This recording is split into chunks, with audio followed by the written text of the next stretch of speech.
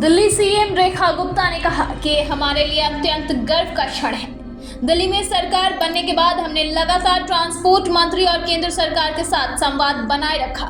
Double engine सरकार का लाभ अब दिल्ली की जनता को सीधे तौर पर मिल रहा है।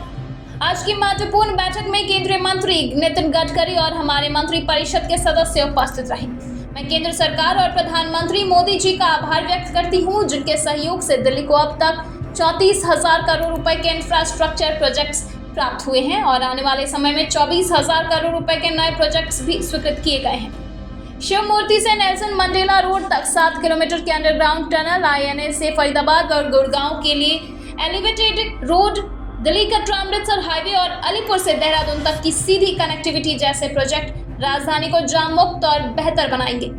नोएडा या हरियाणा से देहरादून जाना बिना दिल्ली में प्रवेश किए संभव होगा। सराय काले खां से आईजीआई एयरपोर्ट तक टनल का प्रस्ताव भी विचाराधीन है। रोहतक रोड को एनएचएआई द्वारा टेक ओवर किया गया है और उसे भी सिग्नल फ्री किया जाएगा। एनएचएआई अब निर्माण के साथ साथ जल निकासी, रखरखाव और अन्य जिम्मेदारियों को भी निभाएगा, जिसमें पीडब्ल्यूडी सहयोग करेगा। आरओबी के लिए हमें 150 करोड़ रुपए की स्वीकृति मिली है। दिल्ली के कचरे का उपयोग अब सड़क निर्माण में किया जा रहा है, जिससे कूड़े के पहाड़ भी कम होंगे। यह पर्यावरण और शहरी प्रबंधन की दिशा में बड़ा कदम है। केंद्र सरकार द्वारा दिल्ली के लिए कई और अहम प्रोजेक्ट्स को भी मंजूरी दी गई है। मैं प्रधानमंत्री मोदी जी का हृदय से धन्यवाद करती हूँ। नितिन गडकरी जी का, नरेंद्र मोदी जी का, जिनके माध्यम से दिल्ली को डीकंजेशन किया जा रहा है, दिल्ली पॉल्यूशन फ्री सिटी बने, दिल्ली का ट्रैफिक जो है वो स्मूथ हो। इसके लिए जो शिव मूर्ति से नेल्सन मंडेला रोड, इसमें अंडरग्राउंड टनल जो 7 किलोमीटर की होगी, उसको बनाने का काम होगा।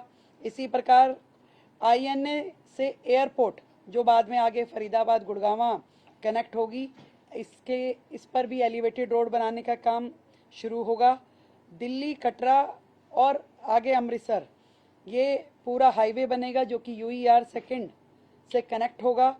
इसी प्रकार यूईआर सेकंड का दूसरा एक्सटेंशन जो है अलीपुर से ट्रोनिका सिटी, यानी कि दिल्ली देहरादून को टच करने वाला ये पूरा प्रोजेक्ट रहेगा, जिसके कारण से दिल्ली के अंदर जो ट्रैफिक जैम होता है, अब कहीं दूसरे राज्य में जाने के लिए हाईवे का इस्तेमाल बेहतर तरीके से हो सकेगा, जिसमें हरियाणा से यदि देहरादून जाना हो तो बिना दिल्ली में एंटर किए डायरेक्ट हरियाणा से देहरादून जाया जा सकेगा।